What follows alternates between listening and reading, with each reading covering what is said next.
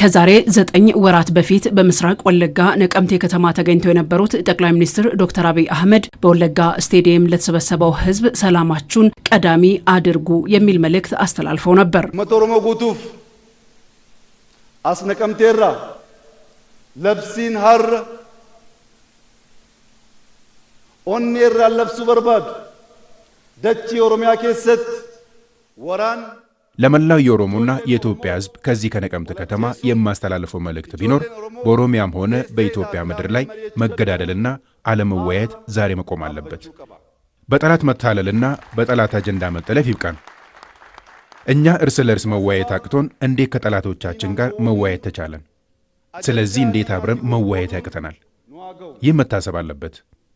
የማይቻልም አይመስለኝም። ባህልና እሴቶቻችን የሚያሳዩን መወያየትና ምክክርን ነው። መሰማማትንና በጋራ የወሰኑትን ወደ ሥራ መተግበርን ነበር። ከዚህ ውጪ ያለው ልምምድ ግን ታሪካችንን አይገልጽም። ስለዚህ ከታሪካችን ተምረን ለህዝባችን ሰላም ማምጣት እንድንችል ጦርነትና መገዳደል ይብቃን። እጅ ለእጅ ተያይዘን ሀገራችንን ለማልማት አብረን እንድንቆም ለመላው ህዝባችን ከነቀምት ከተማ የሰላም ጥሪን ለማስተላለፍ ፈልጋለሁ።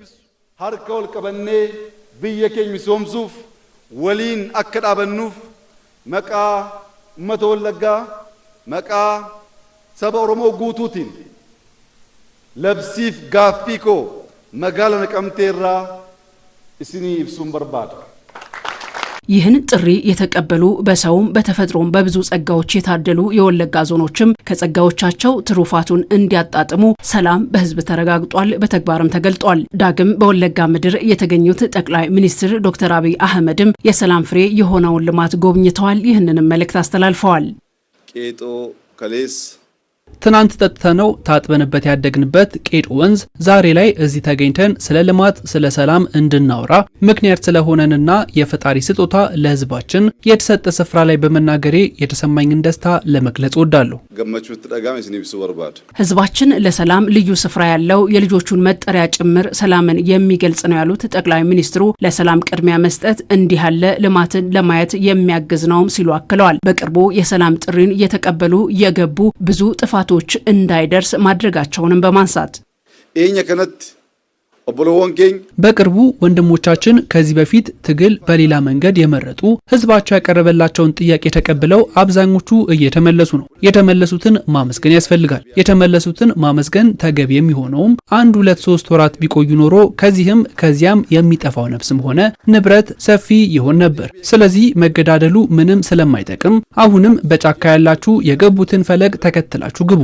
ትኩረታችን ከህዝባችን ጋር ሆኖ ልማት መሆን ይኖርበታል። ኡመተኬኛው ጅንታኔ ናኖ ኬኝ ሚሶምሱ ተውቀባ ከወርቅ እስከ ቡና ከሰብል እስከ እንስሳት ልማት ባለቤት የሆነው ወለጋ በሚያጋጥሙት የሰላም መደፍረስ ግን ይህን ሀብት ሳይጠቀም ቀርቷል። አሁን ግን ጊዜው የልማት በመሆኑ ልንጠቀምበት ይገባል ሲሉም ጠቅላይ ሚኒስትሩ አጽንኦት ሰጥተዋል።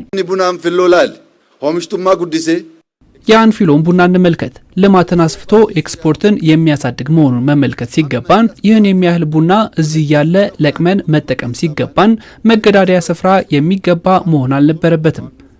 የተሰጠን ለልማት ነው። ችግር ቢኖርም ቁጭ ብለን እንደ ባህላችን እንድንመካከርበት ነው። ስለ ሆራ እንስሳት ሀብት፣ ወርቅና ሌሎች ጸጋዎች እንደ ጎረቤት ሀገራት የውጭ ምንዛሬ እንድናገኝ ማድረግ አለብን።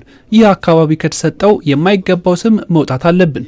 ከነኬሳ በኡም ባየ በርባኪሳል አካባቢው አሁንም ልማትን የሚጠይቅ ነው ያሉት ጠቅላይ ሚኒስትሩ በቄለም ወለጋ ዞን የሚገኘው የቄጦ የመስኖ ፕሮጀክት ልማት ማሳያ በመሆኑ አካባቢው መልማት እንዲችልም መንግስት ትኩረት ሰጥቷል። ማህበረሰቡ ግን ለሰላም ኃላፊነቱን ሊወጣ ይገባል ሲሉ ጥሪ አቅርበዋል።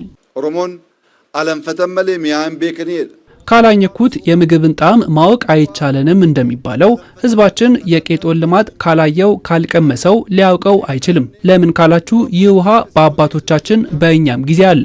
አሁን ልጆቻችን ከዚህ ልማት እንዲጠቀሙ ጠግበው ወደ ትምህርት ቤት እንዲሄዱና አሁን የሚታየው የልማት ጠብታ ባህር እስኪያክል ህዝባችን ልጆቻችን በሙሉ ልብ ልንመልስ ይገባል ማለት ያለባቸው አሁን ነው። የሃይማኖት አባቶች፣ የሀገር ሽማግሌዎችና አባገዳዎች፣ ምሁራን ይበቃናል ብለው ከወሰንን ይህን አካባቢ ለማልማት ጥቂት ዓመታት ይበቃናል። ናኖ ከነጅጅሩፍ ወጋም ሙራሰኑ ጋር